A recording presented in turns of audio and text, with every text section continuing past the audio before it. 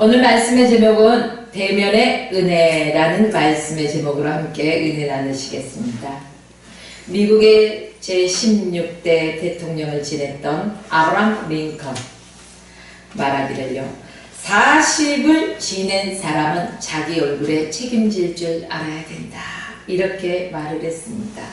오늘 이곳에 예배드리러 오신 여러분들, 거울에서 자신의 모습들, 얼굴 표정들을 많이 바라보셨겠죠.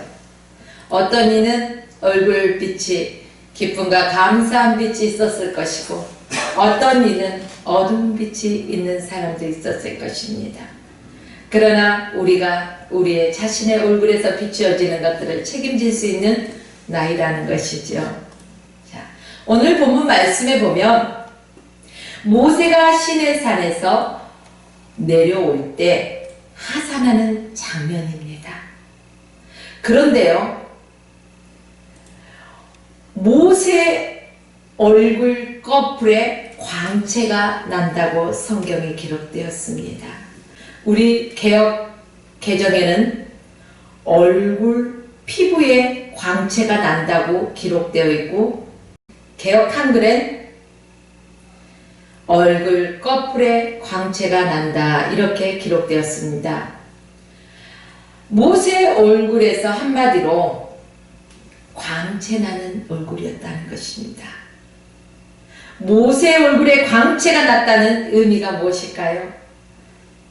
모세의 직분에 영광을 주셨다는 것입니다. 이스라엘 백성들이 다시 하나님께 돌아오게 하는 일은 모세 자신에게도 엄청난 축복된 일이었습니다. 또한 지극히 영광스러운 일이었던 것입니다. 그래서요, 하나님께서 모세와 이제 대면의 시간을 갖습니다. 40일 동안 모세 얼굴에 빛이 났습니다. 그러나 모세는 그것을 알지 못했지요. 자, 하나님께서 모세에게 주신 율법은 어느 누구도 무시하고 살 수는 없었습니다. 또 어느 누구도 하나님의 말씀을 거역할 수도 없었습니다. 반드시 하나님의 말씀은 복종하고 하나님의 말씀은 순종하고 우리가 지키고 살아야 하기 때문입니다. 사람을 정죄하는 율법의 직분이 그토록 영광스러웠다면, 사람을 살리는 이 복음의 말씀, 이 복음이야말로 얼마나 더 영광스러운 하나님의 말씀이냐는 것입니다. 이 복음의 말씀 더 영광스럽다는 것입니다.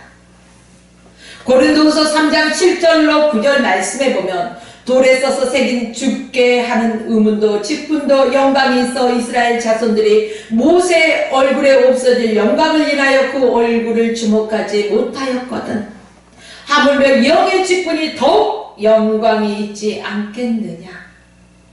정죄의 직분도 영광이 있은즉 의의 직분은 영광이 더욱 넘쳐납니다. 할렐루야. 그렇습니다.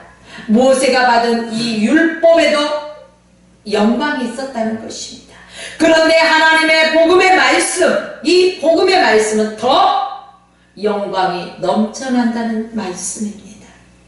이스라엘 자손들이 다시는 율법을 무시하고 자기 마음대로 행하지 못하도록 하나님께서 모세의 얼굴에 영광을 더하셨다는 것입니다. 모세의 율법과는 도저히 비교할 수 없는 영광스러운 복음을 오늘 저와 여러분들에게 주셨습니다. 여러분들은 이 복음의 말씀을 믿으십니까? 그렇습니다. 우리는 이 복음의 말씀을요, 믿고 담당해야 됩니다. 이 복음의 말씀은 하나님의 은혜의 말씀입니다. 복음에는 반드시 역사가 일어난다는 것입니다. 복음에는 힘이 있습니다. 복음에는 능력이 있습니다. 사탄의 세력이 무력화됩니다. 복음 앞에서. 죄 가운데 빠졌던 악한 습성에 있던 사람들이 다시금 회개하고 하나님께 돌이킬 수 있는 삶을 살게 된다는 것입니다. 그것이 복음의 영광이라는 것이죠. 보이지 않는 영광, 하나님과 함께하는 사람이 복된 모습을 보여준다는 것입니다. 출애굽기 34장 30절 말씀 보면 아론과 온 이스라엘 자손이 모세를 볼 때 모세 얼굴 꺼풀에 광채남을 보고 그에게 가까이 하기를 두려워하더니, 이렇게 기록되었죠. 모세의 얼굴에서 광채가 남으로 말미암아 이스라엘 백성들은 모세를 가까이 하기를 두려워했다는 것입니다. 심지어 모세의 형 아론조차도 그랬다는 것이죠. 그것은 모세가 위대해서 아닙니다. 하나님께서 그에게 광채를 주셔서 하나님의 위엄이 나타나 있기 때문입니다. 이것은 주의 종들에게 주신 것이기도 합니다. 모세는 하나님의 말씀을 선포할 때만 수건을 벗고 말씀의 선포가 끝나면 수건으로 얼굴을 가렸다는 것입니다. 모세의 얼굴에서 광채가 나는 것을 보고 백성들이 두려워하였기 때문에 이스라엘 백성들을 배려하는 마음으로 얼굴을 다시금 가리웠다는 것입니다. 어떤 일이 있어도 지도자는 자기 표정이 어두우면 대중들에게 큰 불안감을 조성해 준다는 것입니다. 그러나 자기 얼굴에 자신감이 넘친다면 보는 사람들도 두려움이 없다는 것입니다. 지도자의 영향력이라는 것은 이처럼 크다는 것입니다. 그러나 참된 기쁨과 자신감은 일부러 만들려고 해서 만들어지는 것이 아니라는 것입니다. 모세는 자신의 얼굴에서 광채가 나는 것을 몰랐습니다. 백성들이 두려워하는 것을 보고 알았습니다. 그래서 수건을 썼습니다. 모세는 하나님 앞에서는 이런 수건이 필요가 없었어요. 그래서 모세가 가장 자연스러울 때는 사람들과 함께 있을 때가 아니라 하나님 앞에 있을 때 가장 자연스러웠다는 것입니다. 그러면 수건이 필요한 사람이 누구였겠습니까? 모세에게 수건이 필요했을까요? 아닙니다. 이스라엘 백성들에게 수건이 필요했을까요? 수건이 필요한 자들은 모세가 아니라 바로 이스라엘 백성들에게 필요했던 것입니다. 그에게 수건이 필요했다는 것은 아직 그들에게는 하나님의 영광이 어색했고 두렵게만 느껴졌기 때문입니다. 아직도 그들의 양심의 죄에서 자유롭지 못했기 때문에 두려웠다는 것입니다. 또한 양심에 억눌려서 하나님의 영광이 어색하고 자연스럽지 못했다는 것입니다. 하나님 앞에 갈 때 모든 것이 자연스럽게 되어져야 된다는 것입니다. 하나님 앞에서 우리는 걸림돌이 되는 것이 하나도 있어서는 안 된다는 것입니다. 그래서 우리가 하나님 앞에 예배할 때도 우리가 먼저 회개해야 된다는 것입니다. 하나님이 흠양하실 만한 예배를 드릴 수 있도록 준비되어야 된다는 것입니다. 이스라엘 자손들은 하나님의 영광이 어색하고 불편했기 때문에 모세가 그 얼굴에 수건을 가리웠던 것입니다. 사도 바울은 고린도 교인들 가운데 아직도 말씀을 읽으면서 그 얼굴에 수건이 벗겨지지 않는 자들이 있다고 담대히 말하고 있습니다. 이 말은 구약 성경을 읽으면서 그 말씀 속에서 빛나고 있는 그리스도의 영광이 전혀 알지 못하고 여전히 자기 방식대로만 하고 있다는 것입니다. 고린도후서 3장 15절부터 17절 말씀에 보면 오늘까지 모세의 글을 읽을 때 수건이 오히려 그 마음을 덮었도다. 그러나 언제든지 주께 돌아가면 그 수건이 벗겨지리라. 주는 영이시니 주의 영이 계신 곳에는 자유함이 있느니라. 그렇습니다. 우리가 주님과 연합하지 못하고 주님과 온전히 교제하지 때문에 두려워한다는 것입니다. 하나님의 말씀을 대할 때 말씀이 우리에게 주신 그 참된 자유함을 누리십시오. 여러분은 말씀을 대할 때 무엇을 느끼십니까? 오늘 우리들의 수건은 율법의 수건이 아니라는 것입니다. 이 세상의 욕심의 수건입니다. 그것이 씌어져 있는 한 하나님의 말씀의 맛을 우리는 알 수가 없어요.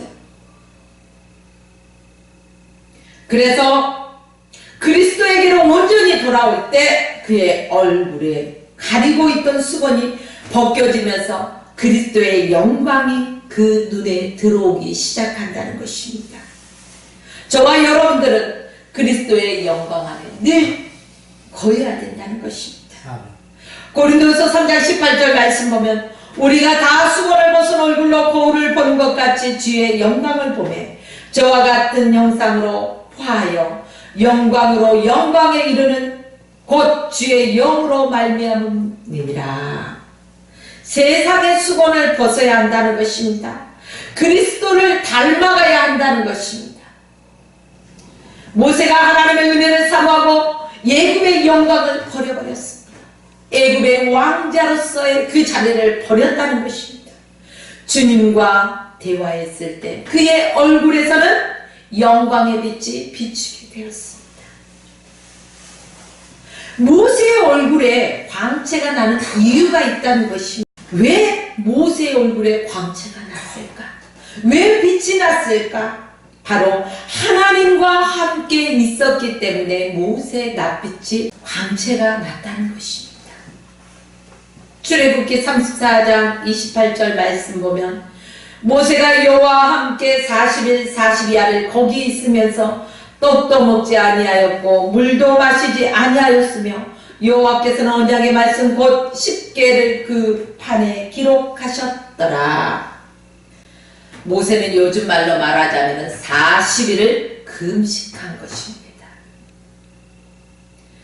요즘도 40일 금식하시는 분들을 종종 볼 수가 있습니다. 그런데 대부분 사람들은요, 소량의 물을 조금씩 마십니다. 그런데 예수님께서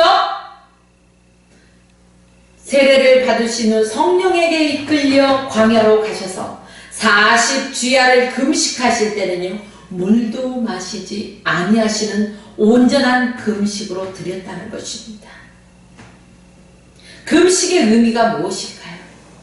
우리는 흔히 금식 하는데 그렇다면 금식의 의미가 무엇일까요?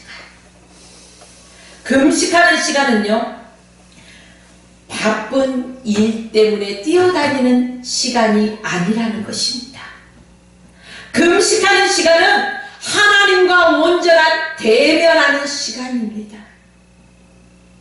하나님과 함께하는 시간이라는 것입니다. 그렇습니다. 세상의 모든 근심도 걱정도 염려도 다 주님 앞에 내려놓고 주님과 온전히 교제하면서 보내는 시간, 바로 우리가 금식의 시간이라고 말할 수 있습니다. 음식을 굶는다? 그것이 흔히 금식이라고 생각하는데 아니죠. 그건 굶식이에요. 말 그대로 굶었다 이거예요.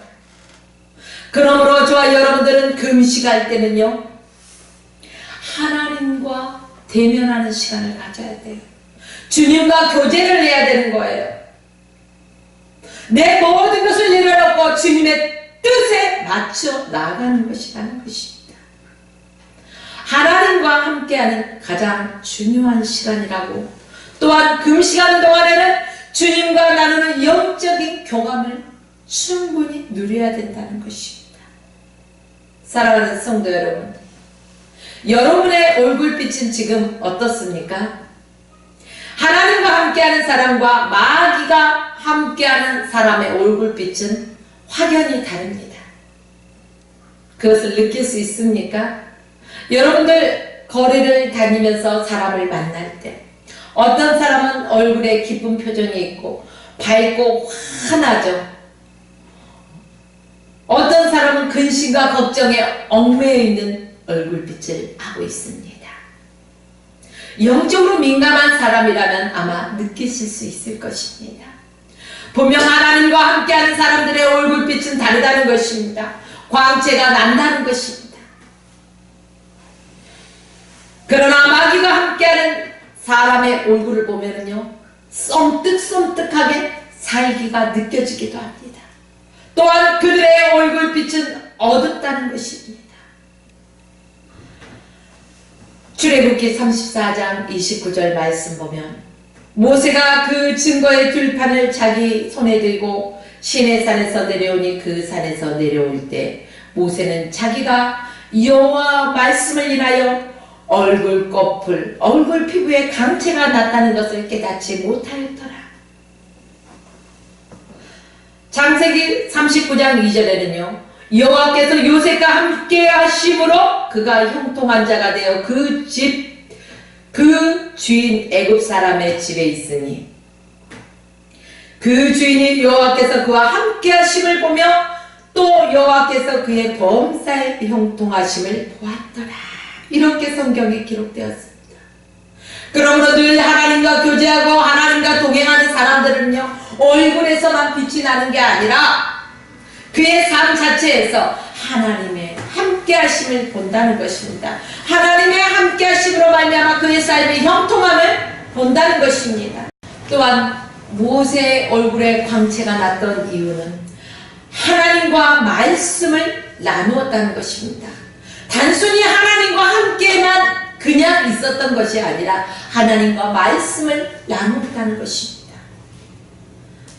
출애굽기 34장 29절 말씀, 모세가 하나님과 모세 사이에 대화가 이루어진 것입니다.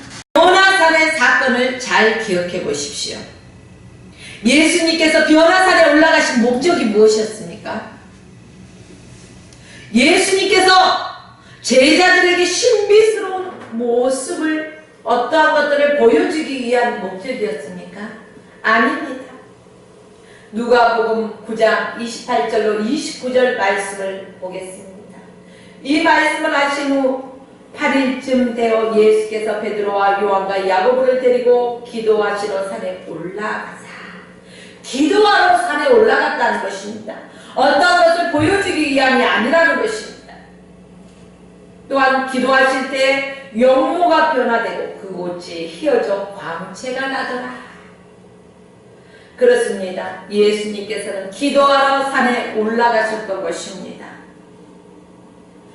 주님의 용모가 언제 변했다고요? 바로 기도하실 때 그의 용모가 변했다는 것입니다. 옷까지도 휘어지고 광채가 났다는 말씀입니다.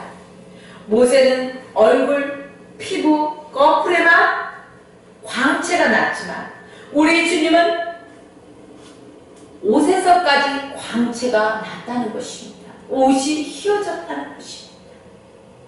사랑하는 성도 여러분, 여러분들은 어떤 사람들과 대화를 나누십니까? 만나는 사람들, 내가 지금 만나고 교제하는 사람들이 어떤 사람이냐는 것입니다. 우리는 어떤 사람을 만나는가에 따라서 엄청난 영향을 받게 된다는 것입니다. 자기도 모르는 사이에 상대방의 영향이 흘러간다는 것입니다. 그러므로 우리는 대화 상대를 할 때도요, 대화 상대도 잘 골라야 된다는 것입니다. 모세는 하나님과 말씀을 나누었습니다. 그랬더니 하나님의 영광이 그에게 나타났습니다. 하나님과 40일 동안 깊은 관계 속에서 그 은밀한 교제를 나누면서 하나님으로부터 주어진 권위와 위엄과 그러한 표시로 얼굴 거풀에서 광채가 났다는 것입니다. 왜 모세가 얼굴에 광채가 났어요? 하나님과 함께 했고 하나님과 대면했고 또 말씀을 회복했기 때문입니다. 모세는 그 이스라엘 사람들에 대해서 엄청난 실망을 했습니다. 그래서요, 처음 하나님 앞에 십계명의 돌판을 가져왔을 때 그 이스라엘 백성들의 엄청난 죄악의 타락의 길로 들어선 것들을 보고 그는 분노하여서 집어 던져버렸습니다. 그리고 다시 올라가서 하나님 앞에 그 계명을 다시 하지 않습니까? 출애굽기 32장 19절 말씀에 보면 진에 가까이 이르러 송아지와 그 춤추는 것을 보고 대노하여 손에서 그 판을 산 아래로 던져 깨뜨린다. 대노하였다는 것입니다. 아주 많이 분노하였다는 것입니다. 그러나 하나님께서는 이때 모세가 분노하였던 것에 대해서는 어떠한 말씀도 하지 않으십니다. 왜 그럴까요? 우리에게는 분노하지 말라 하시면서 모세가 이 순간 분노했던 것들에 대해서는 말씀하지 않으신 이유는 거룩한 분노였기 때문입니다. 여러분은 여러분 자신을 위해서 분노하지만 모세는 하나님 앞에서 백성들이 타락해가는 모습을 보고 분노했다는 것입니다. 너무너무 분노의 조건이 다르다는 것이죠. 바로 40주야 하나님과 함께 은혜를 듬뿍 받은 모세였기 때문입니다. 그러나 그가 분노하는 순간 그의 얼굴빛은 변했겠죠. 자, 우리는 여기서 중요한 사실을 깨달아야 합니다. 은혜 받기는요 굉장히 어려워요. 그래서 우리가 말씀 안에서 늘 기도하고 깨어있고 하나님과 대면하면서 늘 은혜 받기를 소망하면서 하나님의 말씀을 묵상하며 살아갑니다. 예수님을 닮아가기 위해서 몸부림치면서 살아갑니다. 주님 도와주셔서 이 손을 꼭 붙잡고 가시옵소서. 그러면서 가죠. 그러나 은혜를 쏟아버리는 그 순간은요 매우 작다는 것입니다. 결코 은혜 받는 일은 쉬운 일이 아니죠. 참으로 어려운 일이에요. 그러나 은혜를 쏟아버리는 것은 일순간에 일어나는 것입니다. 사랑하는 성도 여러분, 마음속에 분노를 잠재우지 못하면요 우리는 은혜 받은 것을 쏟아버려요. 내가 이 시간에 하나님 앞에 나와서 예배드리고 예배 성공자로 기쁨으로 감사함으로 나서다가도 분노하는 그 순간 받은 은혜를 쏟아버린다는 것입니다. 그러니 절제하시고 그러니 자기 마음을 잘 다스릴 줄 아는 사람이 되어야 된다는 것입니다.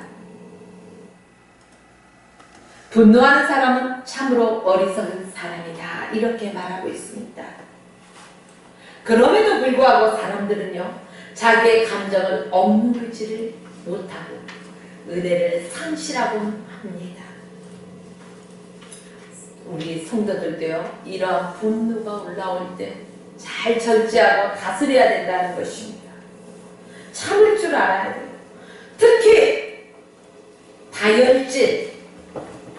다혈질적인 성품을 지닌 사람들은요 인내가 필요하다는 것입니다.